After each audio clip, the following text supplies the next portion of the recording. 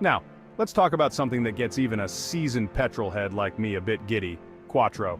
No, I'm not talking about some cheesy boy band from the 80s. I'm talking about Audi's legendary all-wheel drive system. Quattro, my friends, is the stuff of automotive legend. It all began in the 1980s. Audi, being the innovative bunch they are, decided to shake things up in the World Rally Championship. They unveiled the Audi Quattro, a boxy, angular beast of a car with a trick up its sleeve, a revolutionary all-wheel drive system. This wasn't your average all-wheel drive, mind you. This was different. This was groundbreaking. The Quattro system could transfer power between all four wheels, giving the car unbelievable grip and handling, especially on slippery surfaces. Imagine a mountain goat wearing racing shoes. That's Quattro for you. The competition didn't stand a chance.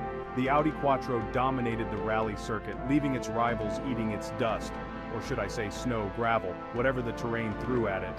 This dominance wasn't just a flash in the pan either.